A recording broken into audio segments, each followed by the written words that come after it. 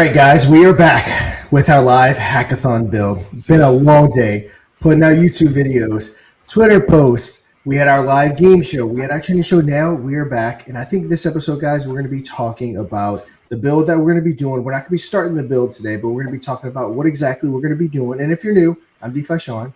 That is right there, Mr. Pixel.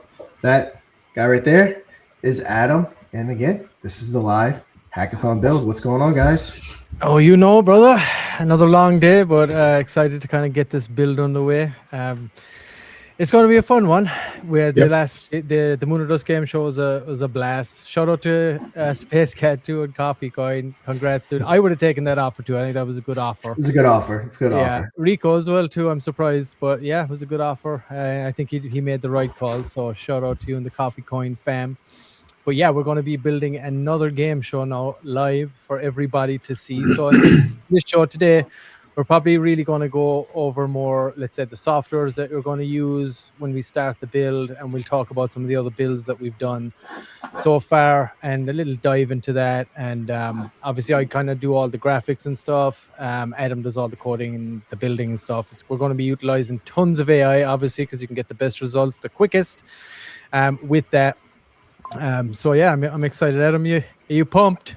Are you pumped for the build? Yeah, I am pumped for the build. Really looking forward to it. See what we're gonna, tease out here. What road we're going to go down, what we want it to feel like. Looking forward to getting some input from the community, the audience that are on here, and just showing everyone how we do it, what we use, the safeguards we put in place, depending on how it's being utilized, all that kind of stuff. So you'll see us, tease it all out and, do a lot of prompting and AI vibe coding and stuff like that, which, is open to everybody. Anybody can do it. So we'll just, provide the best tips and tricks we can from the experience we have and show you what we've built to date. We'll give you a little look on the back end of the Moon or Dust game show as well, where you can see like the producer dashboard and the host dashboard and just kind of show you the inner workings and all that kind of stuff. So yeah. I'm excited for it. Looking forward to it. Have we got in the chat? Have we got some people in the chat yet? Anybody in the chat watching? Say what's up. Let us know if you're in there. We got 7 people viewing. Say hi. SFC. Come on, guys. We need to get everyone that was on, on YouTube over here for sure. Yep. That is the ultimate goal. Yeah, absolutely. And I'm just looking there too. So if anybody, obviously this is our first time being on PumpFun. So we're trying to get used to, we're using StreamYard, linking it up with PumpFun. So there's a few teething problems here, trying to get that all dialed in, but we are working through the kinks. And we're going to get it. We're going to get it all sorted here. But yeah, 3 shows today, boys. How you feeling? You tired yet? Feeling pretty good. Live tired, so it just is what it is. On top of all this, for those that don't know, we didn't do the vibe coding, but we tested Moon or Dust, the show that we just did. Watch it down there if you missed it. We did it all live. We tested it for a while with the community. People came up, played for fun. It was a really good time. But this time we're going to be doing our Pump.Fun with the next game, but we're actually going to be showing you Adam do the vibe coding part of it. But yeah, it's been a really long day. Guys, I'm gonna say real quick, I do have to go in about 15 minutes, but I'm not as much needed for this episode. I'm just here to look pretty for this episode. Now, Moon or Dust trending, spend tons of time talking. Obviously, I host the game show. This episode is definitely Adam and Mr. P heavy. But I'm here hanging out. Majority of the time, it just so happens with the extra hour with the game show, I got some stuff I got to go take care of with the kids. I just wanted to let everyone know that real quick. Yeah, and we're probably going to move the game show to Thursday from now on because it suits everybody a little better here for our own schedules as well. So we'll probably move that to Thursday moving forward. So be ready for that. Who do we have in the chat? Someone say what's up. I want to hear you. Taz is here. Yeah, please, everyone add your profile name. So like on StreamYard and on YouTube, we know who we're talking to. Taz updated that profile. SFC, what's going on, my guy? I'm refreshing here and I don't see anybody in the chat. I don't know. It's weird. It's kind of buggy, I think. Maybe it's because I'm not logged in or something. I don't know. Yeah, that might be why. Yeah, my chat's sometimes though. That's the thing. That's weird. It loads now. No, it's nothing. Nobody again. But yeah, I'll have to log in here. But yeah, so today we are going to go over the game that we have built. which is, let me pull it up here right now. It is the one you just watched. There it is. It is the Universe Game Show, of course. And you saw, of course, we did just give it a massive facelift as well recently. So, you know, it's looking a lot prettier than the version 1. But of course, we were getting that out quick. We actually started, Moonerdust really actually originated from this game show.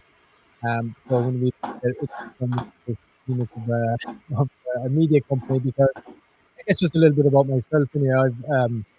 I've been wanting Adam too, to be honest. We've been looking to create a gaming studio for many, many years. I studied video game design and development in college.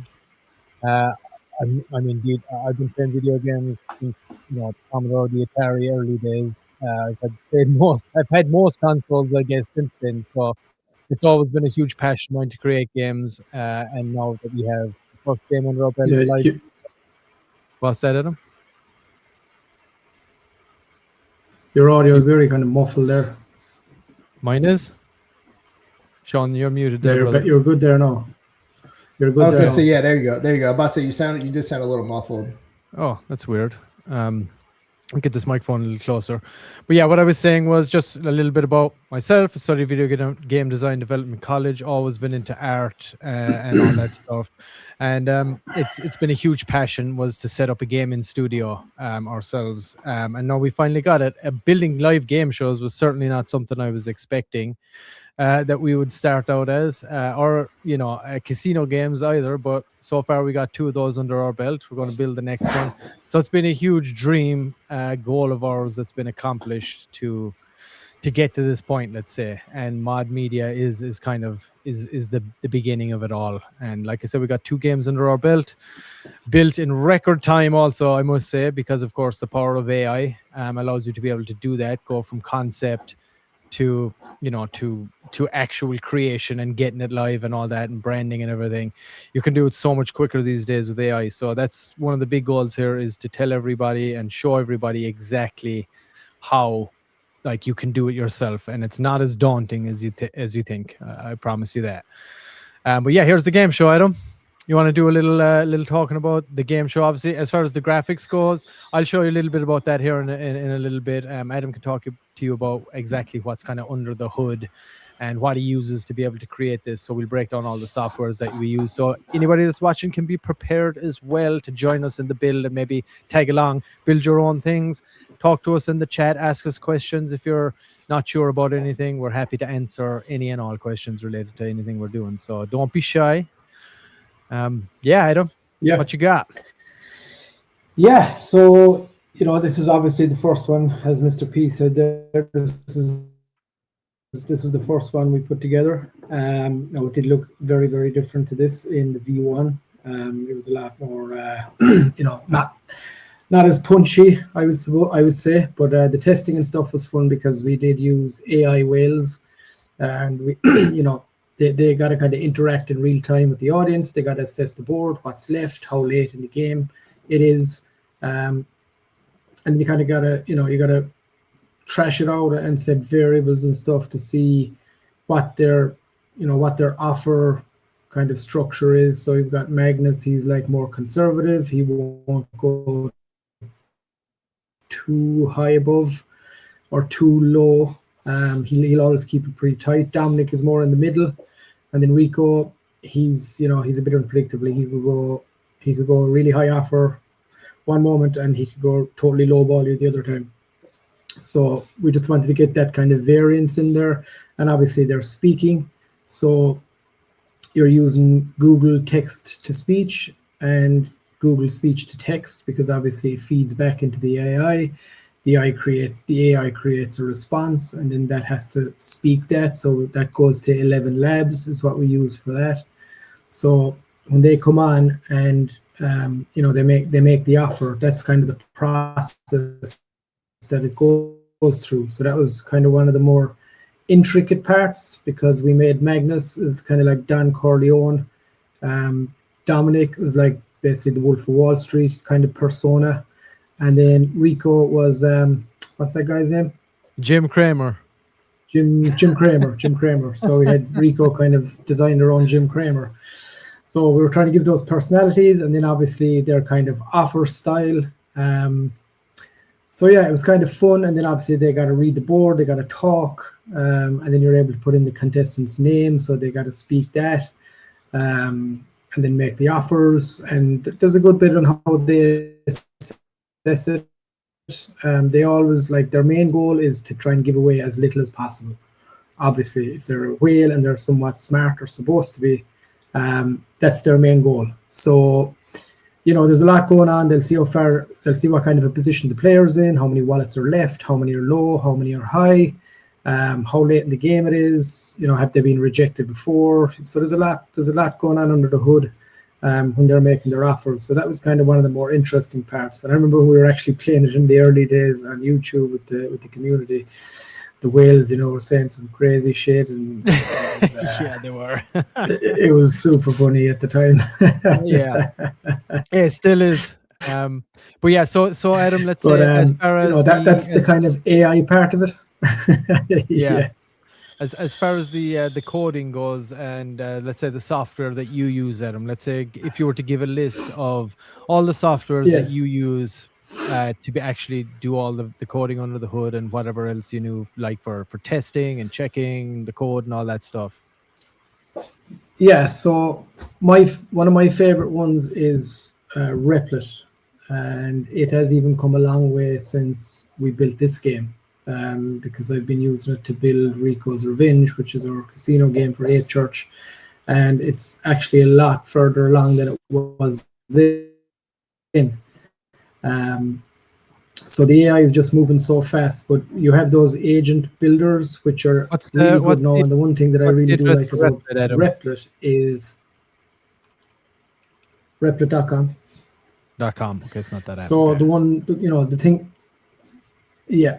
What I really like about Replit now is it's got your agent who's kind of carrying out your you know, your kind of structure building and stuff like that, and then you can call in an architect, which basically has a full overview of your whole project, rather than the agent just kind of focuses on the task at hand, but doesn't. Sometimes it can go rogue. So you always got to be very careful with, you know, what you're requesting it to do. You got to be very specific, and you know, you got to put up guardrails and kind of keep it in check. But then you've got the architect who has a kind of a more broader overview of the project as a whole. So you can call in the architect, or the way I like to do it is I'll you know, prompt out to the agent. Pop up Replit on the screen there so people can have a quick peep at it. Yep. Let's put it up here. So you're basically saying that the agents are the ones that kind of do the immediate tasks, and then you'll send in the what's the name of the other one that comes in to kind of analyze everything? I'll use the architect then. The architect, right? Yeah. The architect. All right, let's add this to the stage. So if I add that to stage. There it is. Yeah, so this is actually the Moon or Dust backend here. So this is the Moon or Dust game show here. It's the backend. So obviously there's a lot going on with that. We had to, you know, set up a producer portal where we can log in. There's 2-factor authentication so that nobody can intercept it, or, you know, trying to figure out what numbers and what values are in any wallets and stuff like that. So this is just the opening screen, and to get in here, you obviously have to connect up. But if you look over here, you can see this is your panel where you're talking with the agent, you're calling in the architect. So this is where you're going to be prompting. And one of the other nice features that they have is down here you've got build, or you've got plan. So if you're planning, you're just kind of trashing out what you want to do. You want to make sure the agent understands exactly, and this is where you put up the guardrails and you go through exactly what you wanted to build at that time. And you don't switch to build mode until your agent has all the tasks laid out. You review them, and then you say, okay, let's build. But what I was saying about the architect is, when the agent comes up with this task list, what I would do then is I would tell the agent, I want you to call in the architect and devise, you know, a safe, robust plan to carry out this task list. And what the architect will do is it'll look at the code as a whole it'll be able to see much better than the agent as the knock-on effects or the possible issues you could have by implementing certain things. So it'll lay out a path, an exact task path, even with code snippets for the agent to implement. Then I let the agent go and implement it. Because if you don't, the agent can go rogue, break stuff. So like there's... So basically, like the architect is like this is the all from trial and manager. error. So this is a kind of a tip for anyone that is going to start using it. Yeah, so the architect is Pretty like much, the but the manager. big difference is the architect has an overview of the project. I'm sorry, Adam. We're experiencing a bit of lag. I think you're lagging a lot there on your end. That's why we're talking over each other. Okay, yeah, I think I am, yeah. Yeah, no worries. It's all good. We can figure it out. But yeah, so basically he's like the manager. So the architect kind of oversees and looks at the project as a broad. He looks at all the code, right? And then you have the agents basically who he kind of commands and tells them to do small individual tasks so that they don't go rogue and do other random things.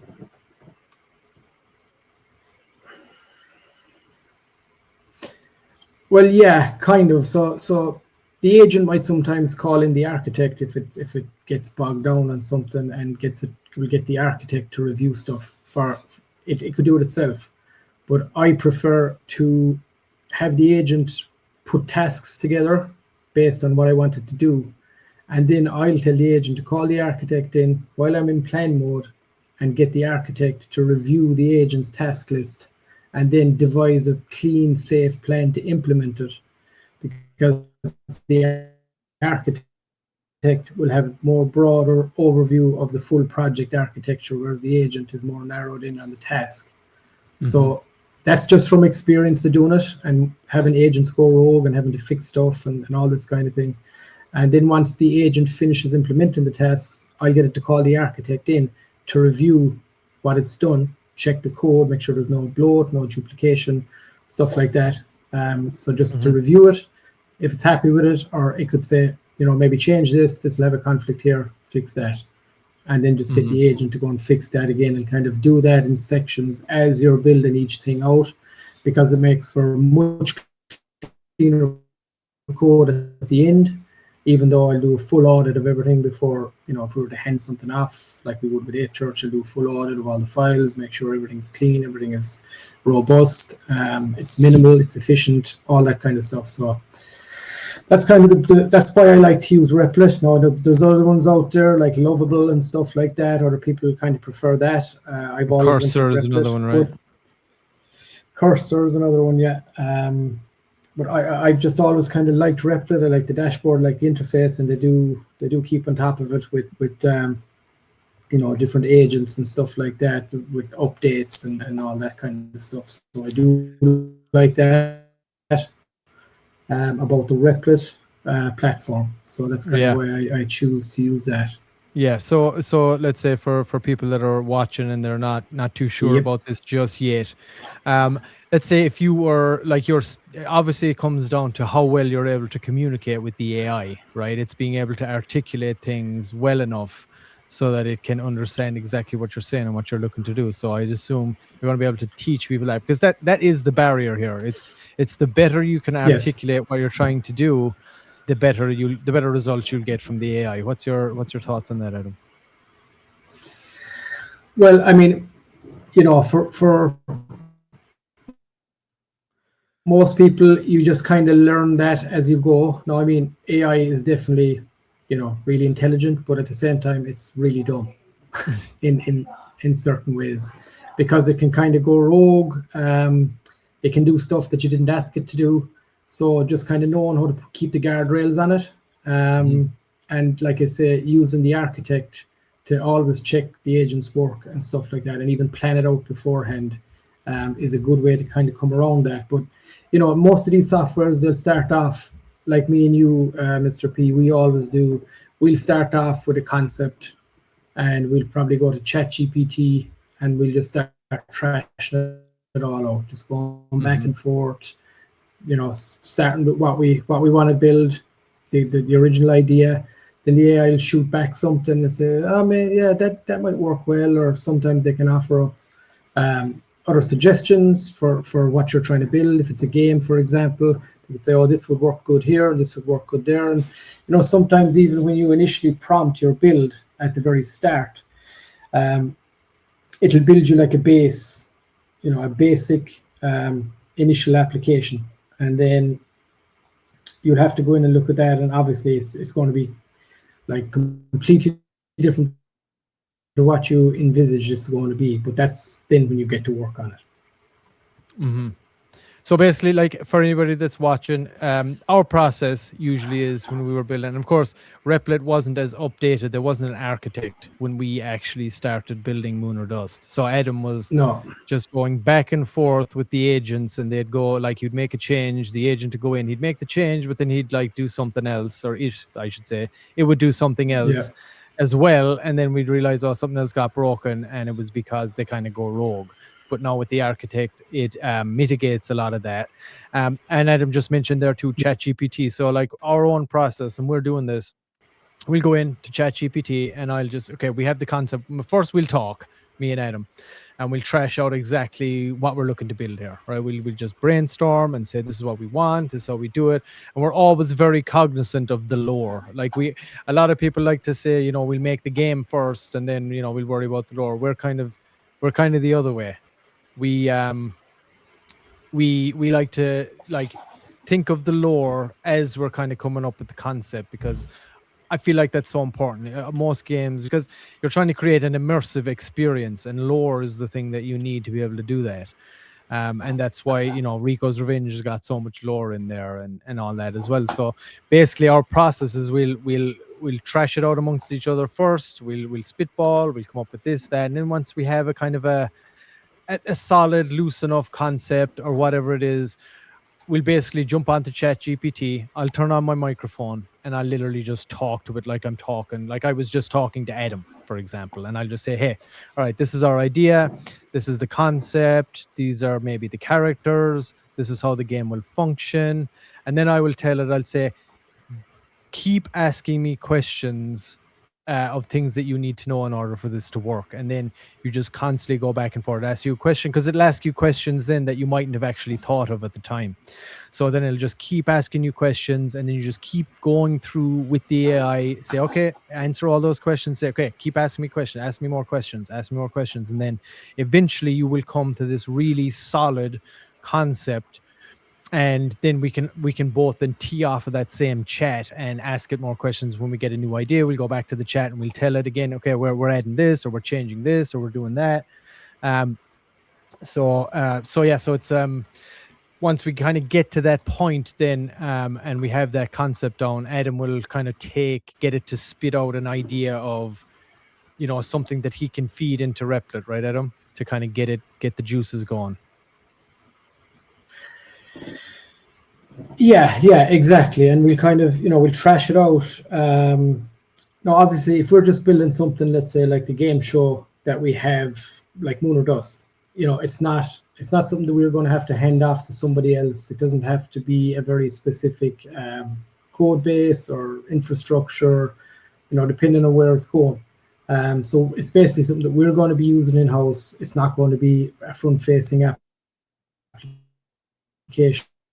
that could have hundreds or thousands of users using it. You have a very different but then if you're building a product, let's say like Rico's Revenge for Ape Church, they would have specific guidelines and what you need to adhere to and all that kind of stuff. So in that instance, you would have to see what their requirements are, and it's, you obviously want to get that in initially at the very beginning of your build, so your entire framework matches what they need for their platform. So that's the difference. But obviously here we're going to be building a game show that is going to be controlled and used only by us when we live stream. So we can kind of build it with, whatever way we like. So the main thing with that is one of the big things with the game shows is, I'm in Ireland, Mr. P is in California, and Sean he's in Louisiana. Where's he? Louisiana, yeah.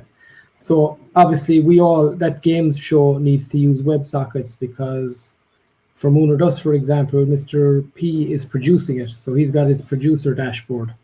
And then Sean is the host. So he has his host dashboard. And they both log in differently with two-factor authentication. So Sean needs to say that. They both need to be connected with WebSockets and be in sync. So Sean can see all the different rounds, what's coming up next. It prompts him on what the next stage of the show is.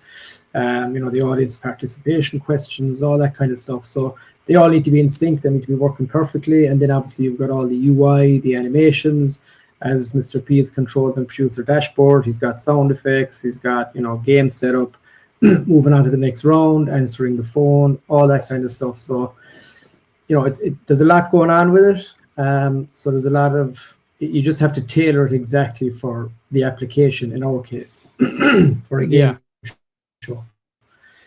So that's what we're going to be doing here. It's going to be something similar to that for a game show.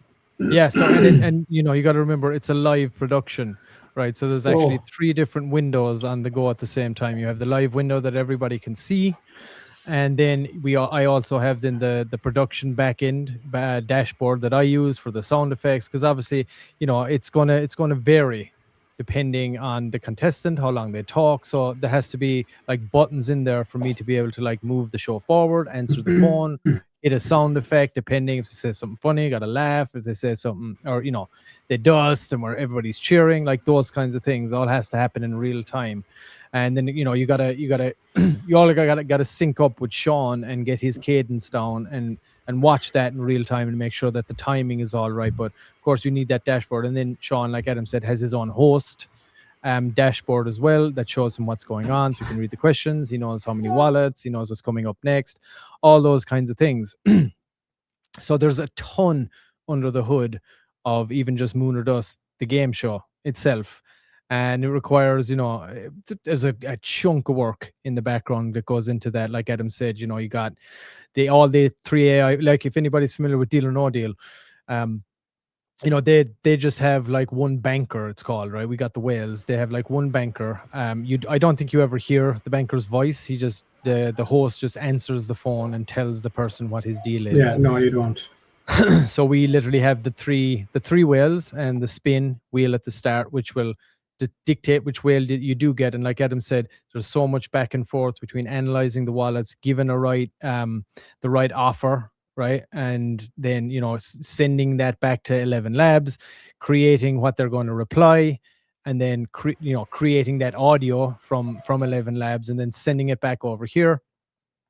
And then the whale actually speaks it out in real time. So it's artificial, but in real time, like speaking with each individual whale kind of. So there's a ton that goes on under the hood behind the scenes to kind of develop it, produce it.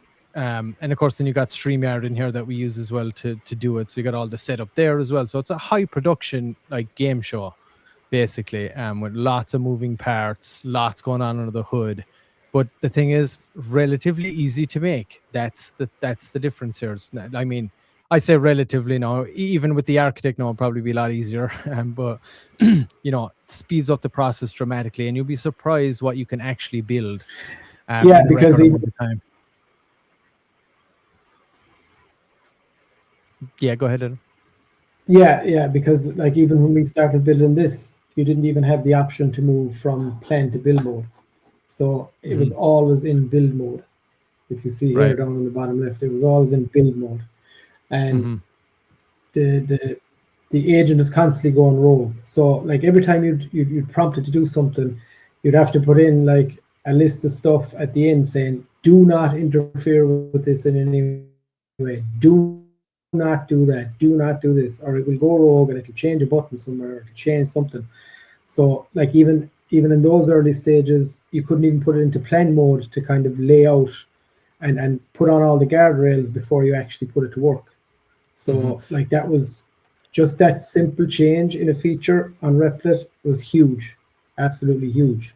So that's kind of one of the reasons that I do like to use it. And, it mitigates a lot of time wasted and a lot of AI credits and stuff like that. So, but as detailed as this is, you can still make basic games, simple games, multiplayer stuff. you can integrate paywalls, you can integrate ChatGPT, any different AIs.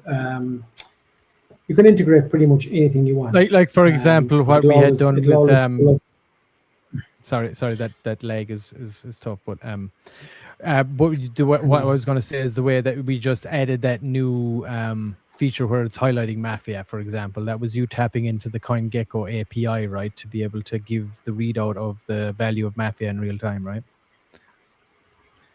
Yeah, exactly. So we just had the dollar value. So when we open the wallet, it pops up on the screen. It shows the dollar value, and then underneath it, it just showed the equivalent of Sol. But seeming, we're going to be giving out Mafia tokens. We could just use the CoinGecko API, finds it, pulls it up, just dropped it in the link to the Mafia token, and then it's pulling. I think it's updating maybe every 3 or 4 minutes with the price. So it's basically pulling that exactly from CoinGecko and in real time showing you, let's say $200, how many Mafia tokens that is. So yeah, it's like a super easy way to integrate. It'll get all the SDKs, APIs. It'll be able to pull whatever you want to integrate. 90% of things you can integrate unless there just isn't any way to actually do it. Pretty much anything you can do. So, I know we're talking a lot of kind of a big broad array of stuff here, but at the end of the day, it's not as complex as you think, and you'll see that once we start getting into the build tomorrow and just going back and forth. You'll spend most of your time going back and forth with AI. Once you get your initial kind of frame of your build down, whatever that's going to be, then you can kind of start having fun, and Mr. P then starts designing and getting the skins to go over that and the backgrounds, and then we start looking at animations and what kind of cool way we want it to work, and then you're changing stuff, and it gets really interesting, and it is a lot of fun. And even trashing out at the start like we usually do with ChatGPT and coming down with the solid base of the game, that's a lot of fun too, because your mind gets going, and then you're thinking, okay, as you're building, then we could add this would be really cool to add in, that would be really cool to get going. So yeah, a kind of a rough overview of our process. Yeah, so that's the that is Replit. So that is the software that the AI software that we're going to be using, that Adam's going to be showing everybody how to use. And it is replit.com is where you want to go if you want to go and check that out. It's popping up right there, replit.com. So that's what we're going to be using to build. And the reason we want to do this show today, the kind of introductory show, is just show you what we've built already, tell you about the softwares that we're going to use, so that, like I said, if you do want to tag along and kind of build for yourself or get used to these softwares in your own time as well and just get a good overview of them, that's kind of what we're going to do. And shout out as well in the chat. We got, who's in there? We got Tazzy's in there, SFC's in there, Drakoshi. Welcome, guys. Thanks for tuning in. Anybody else out there? I'm not sure if my chat is working correctly. I might be missing some messages. I kind of have to refresh it sometimes, and then I don't really see all the messages, so I'm not too sure exactly. But if you are talking, I do apologize if I'm not seeing it. But yeah, and this is something we want to do as well, as make sure that the people in the chat are engaging, and feel free to ask us any questions that you want. And of course, as far as the design and the graphics and all that go, I use, let me pull it up here real quick. I use an app or a piece of software, I guess you could say, called, let me get it here. It's called OpenArt.ai. There it is. Let me add it to the stage here. I'll put us over here. As you can see, there's Adam. I have been creating a character for Adam to get his like PFPs and stuff done. And let me see, am I in the, there we go. Okay. Yeah, so you can see this is one of the softwares that I use for art. It's called OpenArt.ai, and it's got a whole dashboard of things here and tools that you can use. And I'll just run through a couple of those here real quick, just so you can get an idea. So this is your side board here. And of course, this is the far one. You can go to the home. These are any assets you have. Story is another mode there that you can kind of it'll kind of fill in frames for you, and then it'll stitch together an animated story, create a little video for you. And then you have video generation, but this is my guy image, and then you have character down here. So I'll have a quick look at the character stuff. So this is where you can basically create any character that you want. And you can see I got my whales here. I got me, Adam, and Sean in here as well. So if I want to use one of those characters for anything, I can just select, let's say we'll pick our guy Rico, and I can just select create over here, and it already has the tag in up here that says Rico Riptide, right? And I can add other characters too, but this is still in beta, so sometimes it can come out a bit weird, but you know, that's how AI is. And there we are. Look, Rico is playing guitar. Rico is playing on stage, let's say, to a huge crowd. All right, so there's our prompt for it. You can turn on and off the prompt enhance here as well. You can also add other reference images, right? So I could get a guitar, drop it in here, and then tag Rico is playing at, you know, a guitar, and then at the image will pop up there, and it'll give him that exact guitar as well. And down here, then you can select your output sizes. So obviously you got your classic 4:3, but then you got square, widescreen, art print, photo, book, portrait, vertical, mobile, and ultra wide. So depending on what your use case is, you can use that there. You got 2K and 4K, and then you can pick your model. So there's, for the character, you have these options. You got Nano Banana and Pro, and then you got Dream 4 and 4.5 in there as well. So that is that one. So let's just go with our classic 4:3, and you can select how many images that you want to create down here as well. So we'll just go for one right now. It shows that there are 20 credits will be charged. So yeah, so let's put that running to create. In the meantime, just so you can get an idea of exactly how this works. I love this. I love OpenArt. It's really handy. There's so many tools in there that you can use. It's amazing. And then also, just like I was saying a moment ago, when you get your image, you can also then go in and you got all these other options here. You can upscale it if you want to add extra, if you want to change the dimensions after the fact. I'll show you how those work. Then you can edit the image as well. And I'll show you here now one moment, and once it creates this image, and I'll give you a good idea of exactly how that works. And then look, this is a new one here as well they just brought in. It's a camera angle control, so you can ask it, like if you're looking at something in a room, you can ask it to go around to another room. There he is. All right, there's Rico playing the guitar, everybody. How awesome. To a large crowd, crushing it. So then once you have that up here, you can select many things. So you got in paint, basically, which allows you to, let's say, paint over a certain part of the image and then give a new prompt and say, hey, I want this, like you could paint over the guitar and say, you know, I want this guitar to be red, make the guitar red, or give him new shoes, or paint over his glasses and say, remove the glasses, right? Just like you can see in that cat. Then there's another one, right? Remove. That's another option that you can just do that too. Then you have the expand here, which allows you to create any ratio from whatever image you have, and it'll fill in the dead space around the edge to give you the exact size that you want.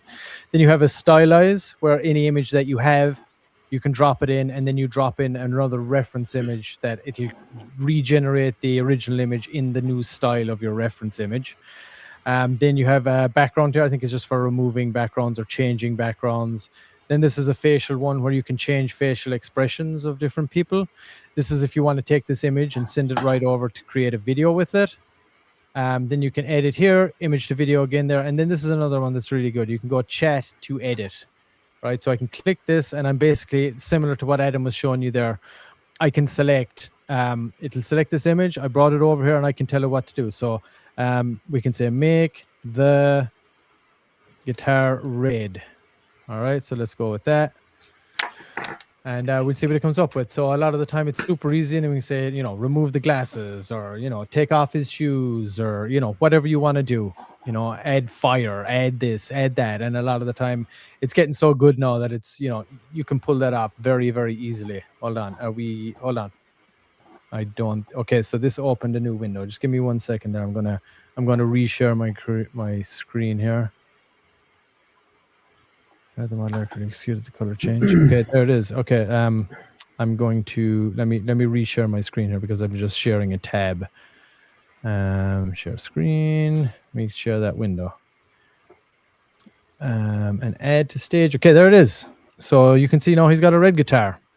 And it just said, I've reviewed the generated image, confirming the request color modification guitar, the model accurate executed color change, and preserve the original visual details.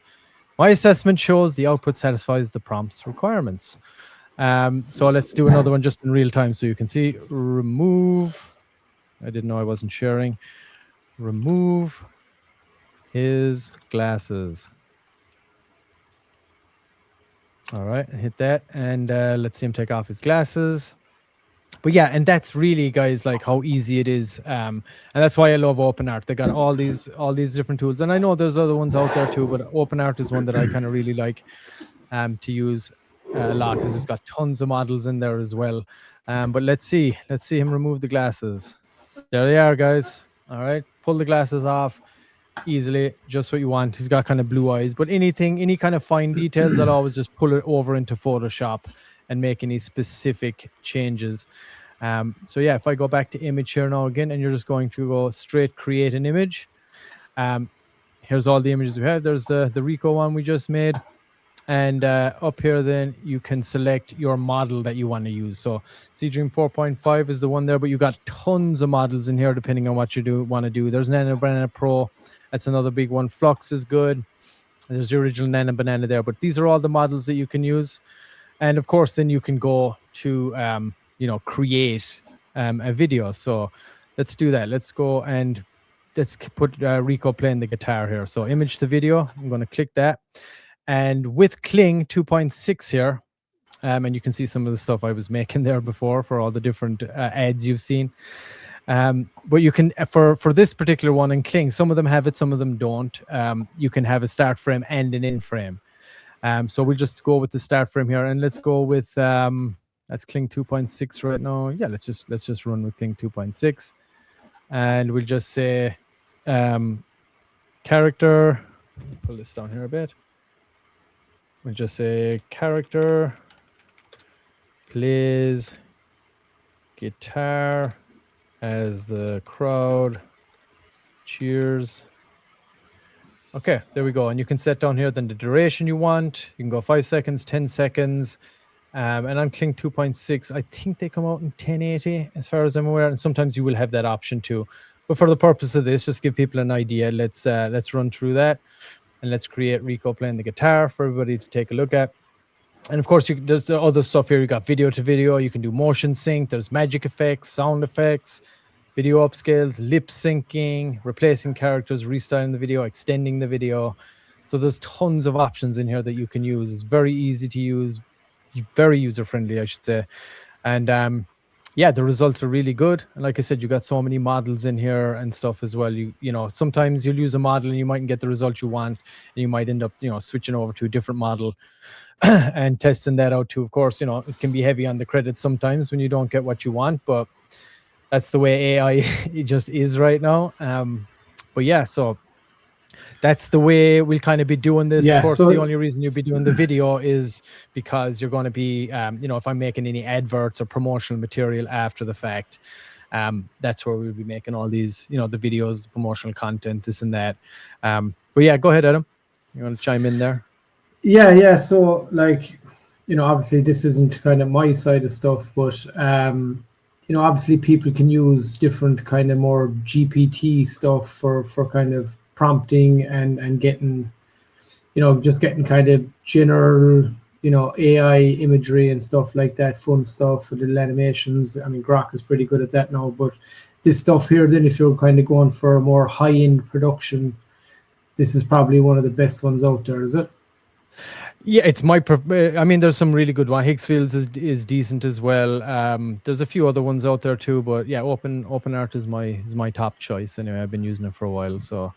And they keep adding new stuff, adding new features, templates, and this and that. Let's check out. We got Rico playing the guitar. Let's see how that came out.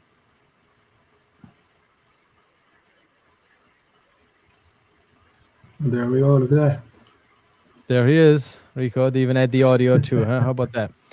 But yeah, so there's Rico playing the guitar, and yeah, so it's a really cool piece of kit. OpenArt.ai. I'll get my banner sorted out for this as we move forward. But yeah, this is one of the softwares that I use a lot. And like Adam said, if you're using GPT just to create your images initially as well, you can, because that uses Nano Banana and Nano Banana Pro, which are really good models as well. Obviously, as people know, they adhere very well to prompts and things like that. So yeah, that's another way, at least a less expensive way. But OpenArt is pretty good, I have to say. Like, it's not crazy expensive, and there's a lot. So if there's a lot in there.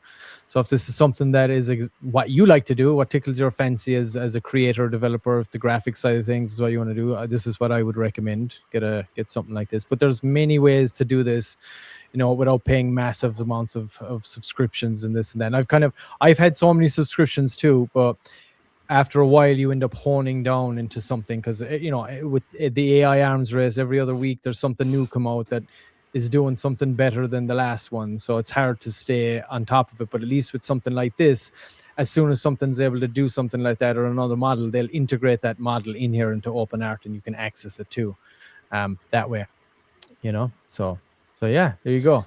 Yeah, and we've got Dracoshi in the chat saying, shit, giving away all the secrets. Yeah, that's why I want you to tune in, brother. Well, yeah, that's it, because, I think Dracoshi there, SFC, is big on Baby Draco. So, there's always something everybody can learn. It's very accessible. If you wanted to build something, some cool little tool or something like that, just for fun, even for your own meme kind and stuff like that. That's kind of what we want to do here. We want to be able to show people that they can add, no matter how big or small, even small little utilities, fun stuff for their community to use. We did like PFP generators and stuff before that, small little tools like that. You can use this kind of stuff to build it and style it and all that kind of stuff. So that's kind of what we're going for here, to show people how to do it and do it, make a nice, pretty extensive crypto game show is the goal here, and we build it with everybody so you can see it, start to finish, and from concept to total creation, branding, vibe coding it all, making sure it's clean, it's robust, it's functional, it's fun, obviously. So you got to take all that into account, and obviously getting our softwares down here, kind of what we use, what our preferences are. And like Mr. P was saying, there's tons of options out there. This is just our preference. And we've tried lots of different stuff, and with all softwares you kind of get comfortable. You get comfortable with one, and then you're on Team Replit, or you're on Team Lovable, whatever it is. Becomes tribal. Or tribal, yeah. It becomes tribal, exactly. But yeah, you just get comfortable with it, and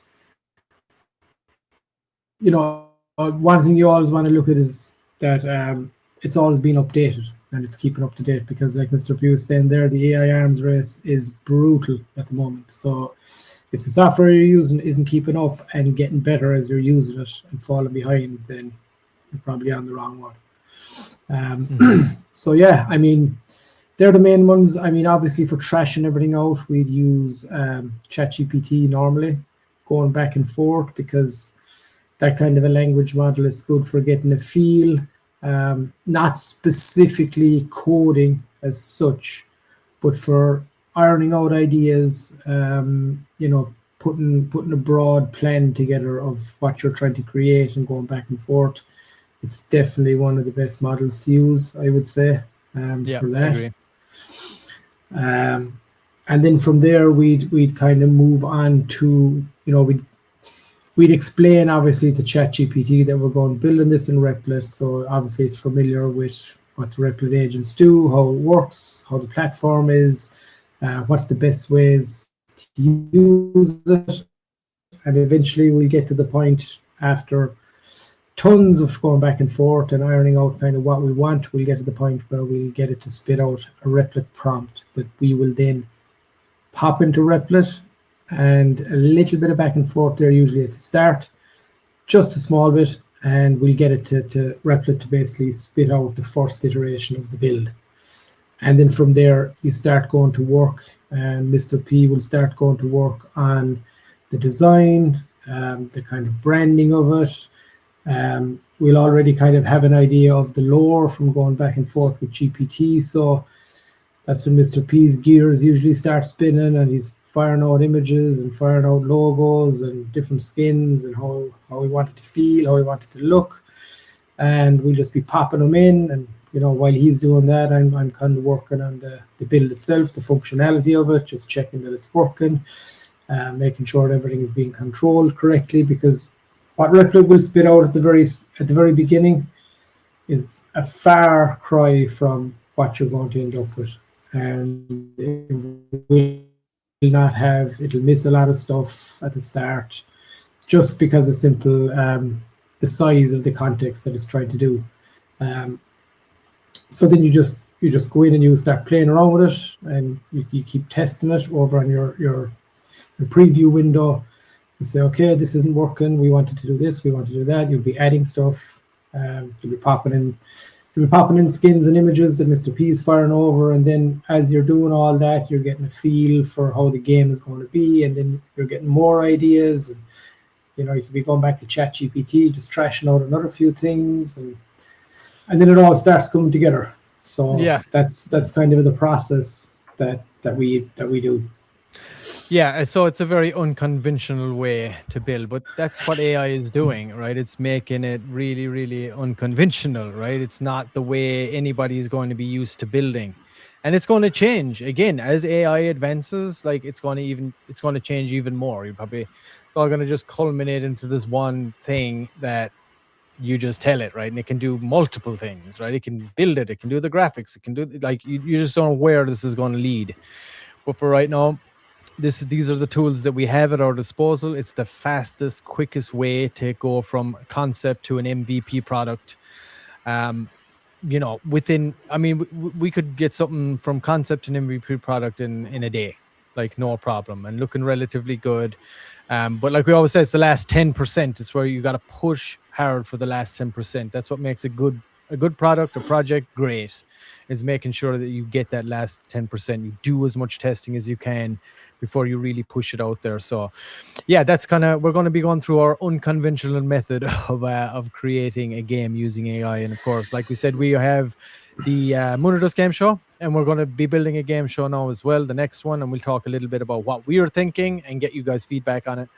See what you think before we actually start the concepting and the building. And then of course we got Rico's Revenge. It's going to be launching soon on Ape Church as well, which we built just recently as well. So we can talk a little bit about that too as well. So yeah, it's going to be fun. I'm excited to let everybody know. And we'll just recap on all the software is going to be using here before we close it out at the end of the show. Yeah, I mean, I guess, people kind of say that you're vibe coding. We're vibe building, really, because we're just, we get a basic kind of framework of what we want the game to be, how we want it to work. But as you're actually building it and you're going back and forth and you're designing it, you're just kind of vibing, and you can get a different feel at a certain point in the project and say, oh, maybe we veer off in this direction. I think this would be pretty cool. And we'll change colors and we'll change a few different things, during the build. And we could be on the last 10% and say, I'm not feeling it. I'm not feeling this section, or I'm not feeling that. And Mr. P could come to me and say, I don't like that background. I want to change this. I want to change that. And I'm like, no. Yeah, that's how it goes. So you can make those changes so quickly too, right? I mean, with using Replit, it's easy. Yes, it is. It is very easy. It is very easy to do it. Sometimes it is. Sometimes it depends what it is. But yeah, I mean, that's kind of how we do it.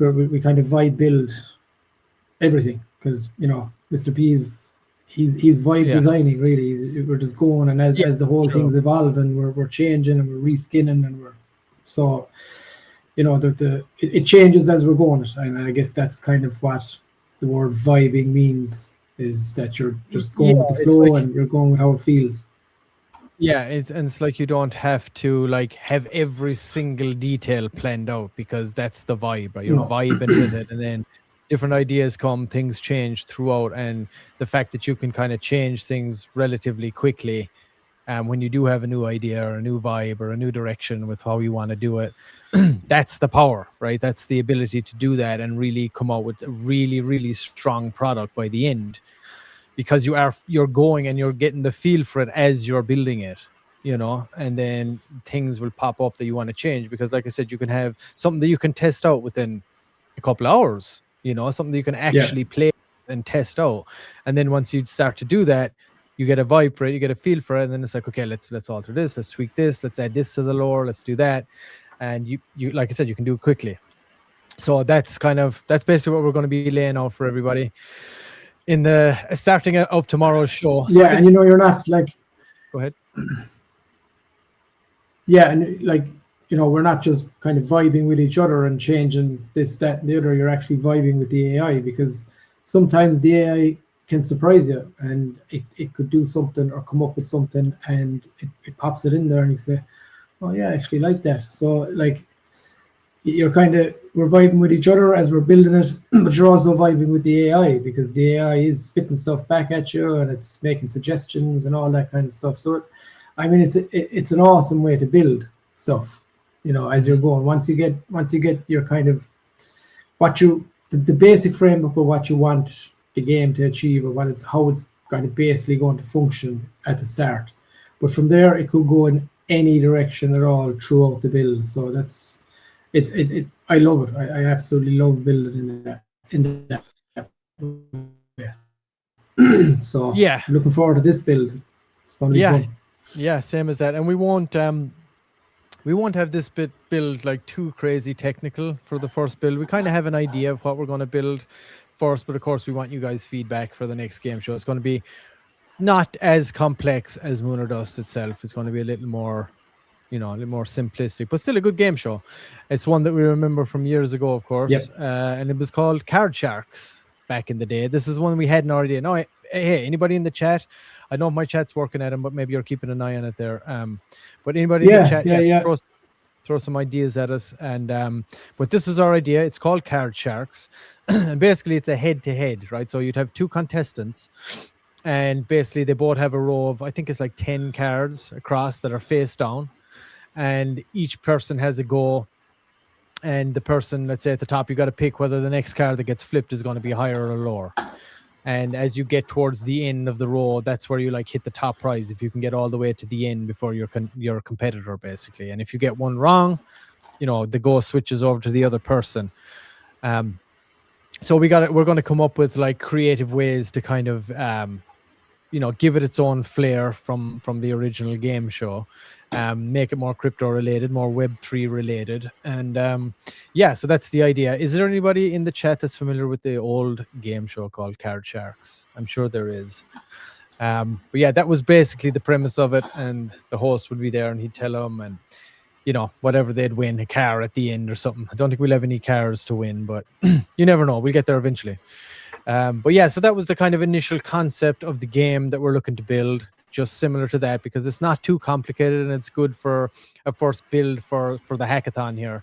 So it isn't too complicated. People can follow along and, you know, get some more basics down as far as the actual vibe coding side of it and creating that. So yeah, I'm excited to do that. Please, if anybody is in the mod Telegram too after the fact, just let us know your thoughts on what we're going to be building.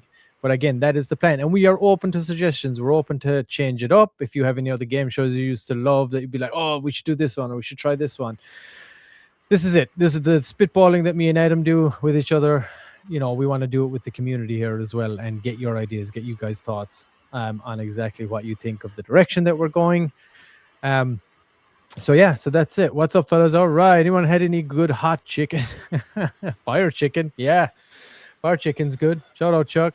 But yes, that's kind of the idea here, guys. That's what we're looking to do in the coming weeks here as we build this out. And we want, hopefully, everybody that's watching, that's tuning in, to kind of build out this with us. Hopefully you can kind of tag along and you know, get a feel for it, get a feel for all the softwares, and realize that it's not as daunting as you think it is. It's all about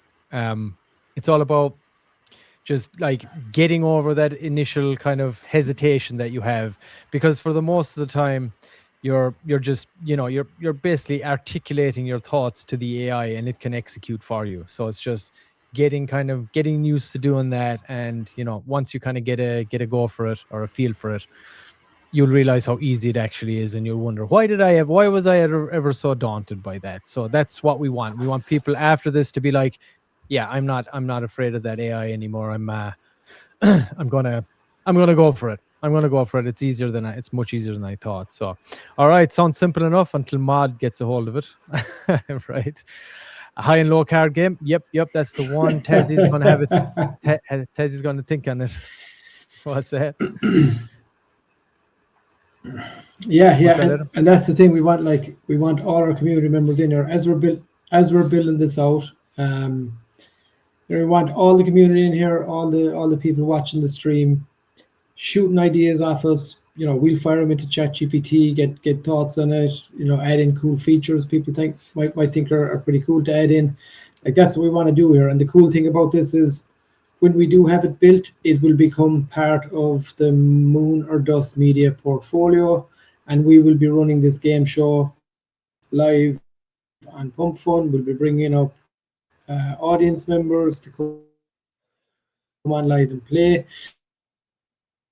If we go down this, it'll be 2 players head to head, so that'll be a lot of fun. Yeah, I think that's going to be fun. I think the 2-player one's going to be fun because the other one is just you're on your own against the whales. But this one I think could be a lot of fun for people going head to head. So I'm excited to do it. Yeah. And of course, anybody that isn't familiar, the latest game that we just have coming out here very soon. Let me add this to the stage here. Is of course Rico's Revenge, which is another one that we just built. It is for the Ape Church platform. You can go over there and check it out. It's ape.church. And this is going to be arriving there very soon. We've done the final handoff here now, just going over one or two niggly bits, but it's going to be installed relatively quickly, I'd say. And I'm currently working on a promotional advert for it as well. And of course, before I forget, if you do go and sign up, use the promo code MOD. Sean will hook you up with some extra Ape coin to get your Ape Church career going over there and be ready for Rico to land. But this is basically, just let me see. Can you hear this audio? I think I need to start something first. I think I need to do my first bit in order for it to happen. But so this one we built in, I mean, what would we say, Adam? Like, the last 10% will take as much time as the first week. It'll take another week to get that last 10%, which is so important. Yeah, exactly. It's like the last 10%. If you really want to make something really good and user friendly and robust and clean, the last 10% should take as much time as the first 90%.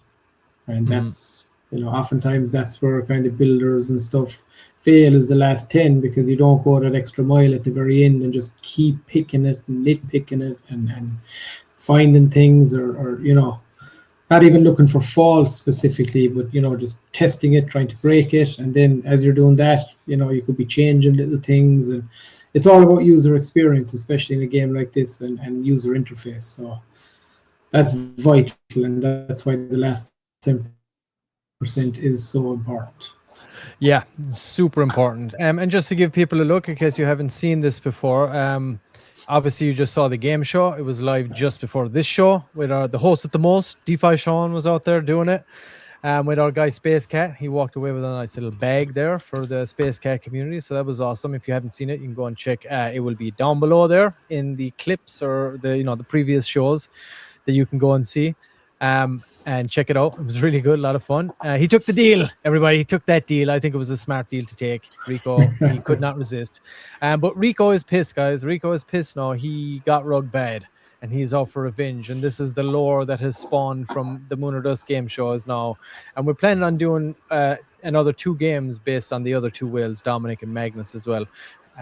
We've kind of trashed some of them out, but we'll get there. We might even do a whole our own little preview as well on how to build those, because we're going to do the game show, but it would be cool to do a casino style game as well for people to check out how that was built. But yeah, Rico's pissed. He got rug bad, and this game allows you to launch a shitcoin for as many times as you want. Every time you click that launch button, you're launching a shitcoin, and you gotta hope that the market treats you well and Rico doesn't show up and rug you. So that's the idea here. We got our epic music playing, if you can hear it right there. And of course, like all of these things, our number one goal always is as maximum immersion for people, so they can really get into the. So like even just simple things like sound effects make such a massive difference. People underestimate how powerful Yeah, good sound is. So yeah, here absolutely we are. huge. It just Yeah, go changes. ahead. It completely changes the whole feel of the game. When you've got, especially a game like this, you've got sound effects hitting at the right time, and you've got the right background music. Even for a slots game, it'll kind of immerse you in how much Rico is actually pissed off Yes, right, and exactly. how And dangerous he is. yeah, and this is going to be the first 5 real slot game over there. All the other ones are like 3 reels, but this is pretty complex. And this is how we are. We try to make something simple, and then we just end up going way over and above and just turn it into something. So this started out as the idea, and then before we knew it, what actually happened here was, let me just put It's a this music. curse. Yeah, it's a blessing and a curse, guys. I'm leaning towards blessing. But yeah, so what actually happened was Adam had his idea of the way the game was going to function, and I had mine. And then it turned into all right, let's just make 2 game modes out of it. So we have the pump and dump game mode right here, which is basically it's 5 reel spin, and each icon that pops up Let or me each just character. elaborate on that. Oh yeah, go ahead, go ahead, go ahead. When we were doing this, there was actually a complete miscommunication because we have a Chat GPT subscription, and I was going to bed. It was, I don't know, like 3 a.m. or something, and because I'm in Ireland, obviously, and Mr. P was working away, and I said, well, I'm going to head off. So I said, so start trashing out Rico's Revenge with GPT, and then I got up in the morning and he was in bed.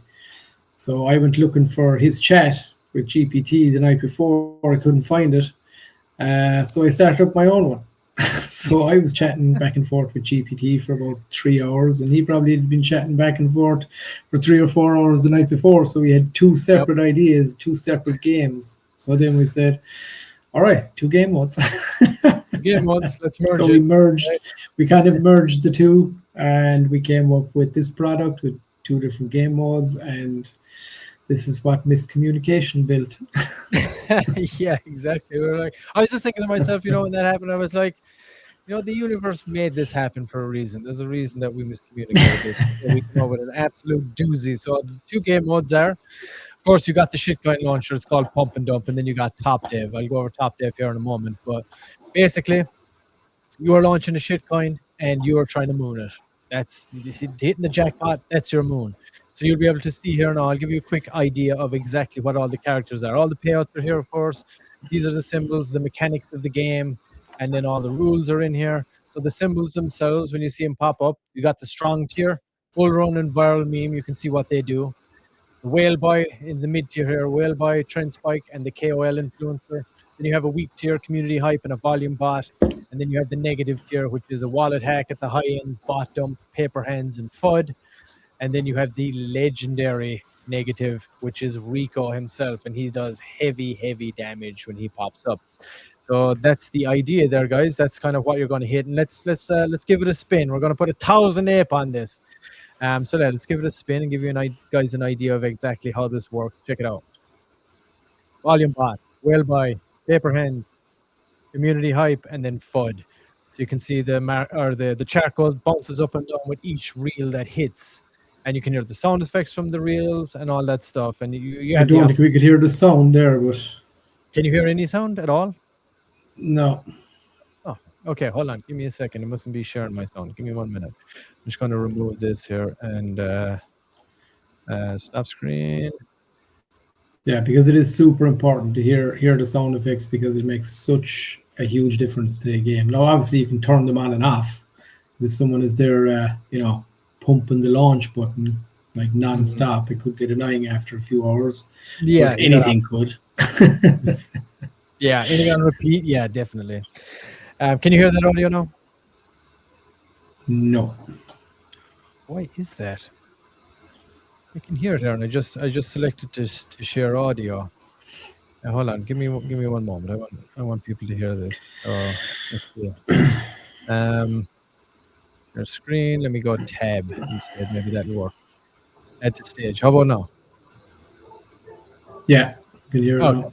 awesome. Okay, sweet. Sorry about that, everybody. All right. But yeah, as you can see, there it is. You can hear that epic music. Rico is on the warpath. He's bringing the hellfire. That's kind of what we were Yeah, going and to and yeah, and one of the things about that, if you do decide that you want to use copyrighted music or anything that has a copyright on it, just make sure that you figure it out first, or what are the requirements. Sometimes you don't have to pay, you just have to give a shout out. And in this instance, it was that we just had to basically name where the music is coming from, There it is which there. we have put in here in the credits. So always just be wary of that. If you are using stuff like that, just check what the copyright is. And for this one, you just had to give them a shout out. Oh Fortuna by MIT Concert Choir, sourced from Free Music Archive. Great job, guys. Once you have that in there, you're covered. Yep. So always make sure you're doing everything above board, everybody. But yeah, they had this available for free. You just had to accredit them wherever you needed to. But yeah, you can hear that music. Rico's on the warpath. We're always thinking about immersion, maximum immersion here for people. And of course, you can turn the music on and off. You can turn off sound effects there as well too. So let's have another run here so you can see and hear like everything hitting at the same time. Here we go. Next shitcoin, guys. How are we going to do? Let's check it out.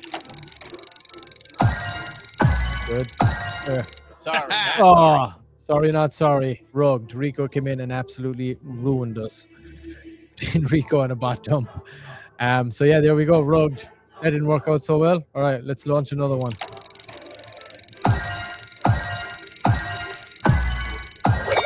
All right, finished up. Just even money. Broke even on that one. Let's go another one. There you go, bot dump at the end, 0.5x. All right, so there you go. That's the pump and dump game mode.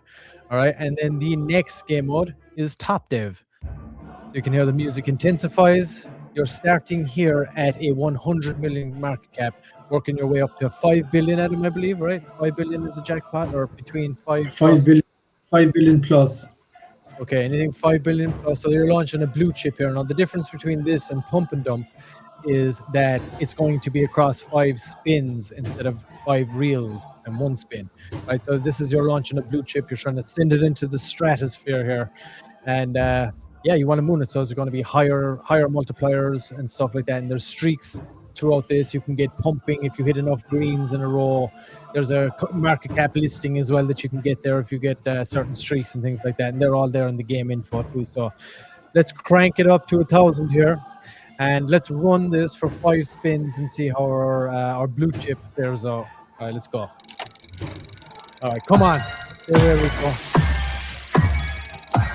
All right, we had a little wallet hack there at the end. 222 million right now. Now let's go. Another wallet hack. Got that dampener up there to the high. Oh, Rico absolutely destroyed us. Come back up. Come on. All right, we're at 220 million again. We got bull run. Oh my goodness. 2 wallet hacks. That wasn't good. All right, let's run another one. One more for the people in the back. All right, not too bad. 175 mil for our first run.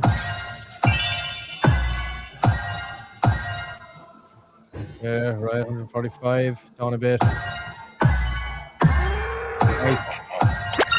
Oh, major exchange listing approved. Beautiful. Okay, let's go. We're pumping 1.15x. All right, bot dumping. Ouchie. Come on, do this good. Stay away, Rico. No, he couldn't stay away. We ended up at 0.4x there on that one. See, we had a wallet hack right there as well. Damn, we're not doing good today. But yeah, so there you go, guys. That is what it is all about. Major exchange, so that was What's nice. that? We did get listed. Yeah, that's true. We did get listed. But yeah, so there you go, guys. That is, the other game that's going to be coming out here on ape.church. And like I said a little earlier, go and head over, get your account set up, use the promo code MOD, and Sean will throw you on a little ape to get you started too. So head on over there and be prepared for Rico's Revenge to drop over there very soon. Like I said, we just did the handoff. So you'll get an idea. You can actually play the game that we built, so you can get an idea of exactly what kind of stuff we do, and see how good it is. Come in and critique us, tell us it's terrible, whatever you like. But yeah, you're going to be able to go and check that out too very soon. So go over and get your account set up. So quick, I guess, Adam, to recap on what we're going to be going through tomorrow. Of course, we're going to be doing the trending show first, which Sean will be back with us. And then after that, we'll come back on for the development show. Again, and we'll actually start to get into building this. So the idea is the concept. We're thinking about doing a high-low card game, just like Card Sharks. The software that you're going to be looking to use with us, of course, is going to be, like Adam mentioned, Replit. That's replit.com. You can go and check that out. Also, ChatGPT, which we'll be using. That's the initial concept phase. Then the main vibe coding phase is Replit. For me, I'll be using OpenArt, but you can use, you can use ChatGPT. It's got Nano Banana built in there, and there's many other softwares. I'm sure people are bouncing around. There's so many different AI softwares out there, but me personally will be using OpenArt, and we'll be using different models within that to create the graphics. I'll also be using Photoshop as well, and any other like Adobe products too. I use a lot of those. Been proficient in those for a long time. So it's kind of a go-to for me when I really need to get some fine-tuned details in any graphics or anything like that. Is there anything else, Adam, that I'm missing? Of course, we'll be using 11 Labs as well, which is the audio side of things, the AI audio side of things for voice work and music and this and that. So we'll be diving deep into all those different softwares and letting people know exactly how to use them. And let you know kind of pricing and all that stuff, so you a good idea. But they're the software is going to be using. Adam, is there anything I've kind of missed out on there as far as software goes?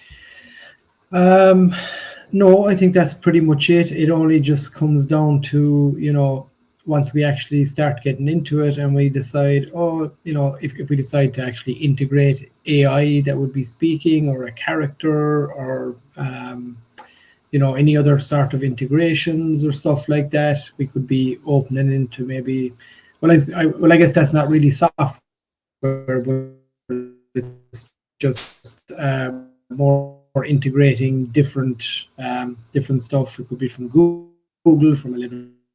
Who knows when you start kind of getting into it. So we'll just see how it flows, and there could be other cool integrations that we do along the way. I did see someone in the chat saying, I think it was DBMHZR, we need a mysterious type game, keeps viewers intrigued. Is the card going to be higher or lower? Yes. Yeah, that's the mystery. Who doesn't love a good mystery, that's right, the mystery. Yeah, so that was the idea of the first concept that we were going to have. And again, hey, just spitball with us, guys. Like, throw us ideas. Any game shows that you remember as a kid that you used to love. Jump into the Moon or Dust Telegram channel, start dropping some ideas in there. We're always watching it.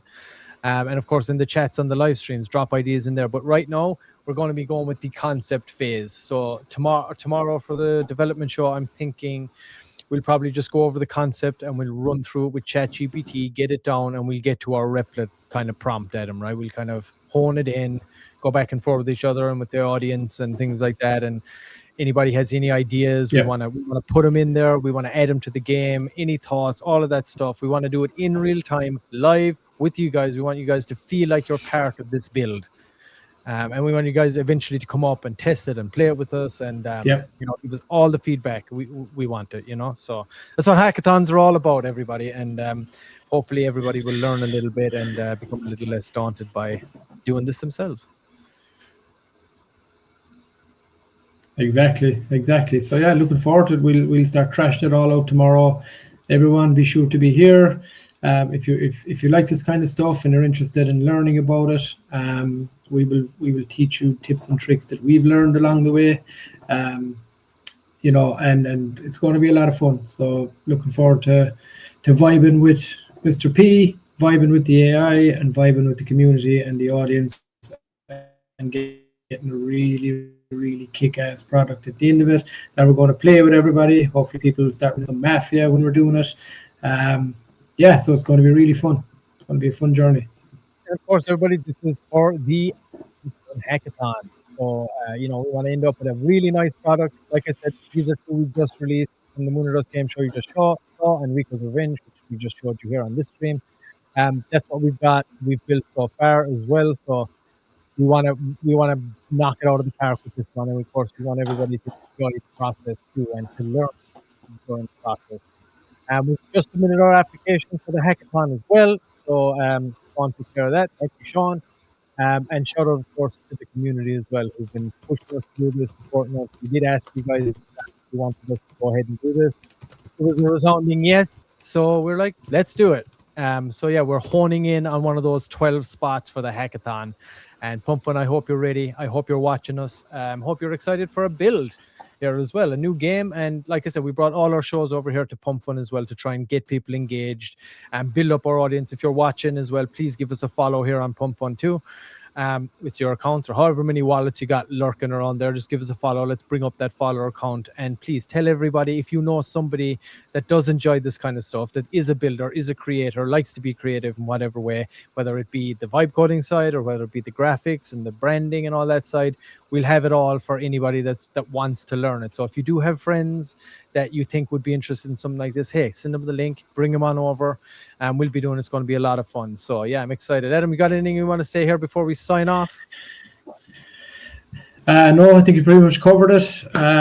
Excited to get going tomorrow, start concepting it all out. And like Mr. P said, this is for the PumpFun Hackathon. We do want to build an awesome product. We want to build it with the community. We want to grow the community.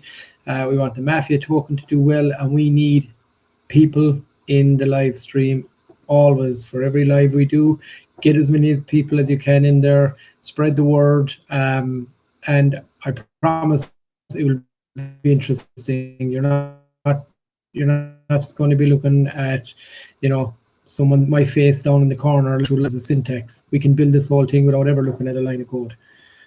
So it's going to be a very different experience and very doable for anybody who's interested in it, and it will be fun. Promise that. Yeah, and it's going to be very entertaining, guys, as well. So please, like I said, tell everybody and go and visit our website as well, guys, moonordust.media. You'll see all the stuff we got going on over there. And the video that is going to play right now after we close this out is the video that we have submitted for the hackathon, which is a requirement. So, that is it for today's show. I hope you got a good idea of exactly what to expect here moving forward during the development. Go and check out those softwares that we mentioned. Replit, obviously, for the vibe coding. ChatGPT for kind of concept stuff. OpenArt.ai is the one that I use for a lot of the graphics and video creation and animation and all that kind of stuff. So, yeah, there's not a lot there, but you should definitely go and check them out if you want to get involved with us. And, we will see you guys tomorrow for the trending show, and then we'll be coming on with the development show right after that as well. So we appreciate you guys. We love you guys. Thank you for tuning in, and let's do this thing and let's win this hackathon. Thank you, guys. Peace.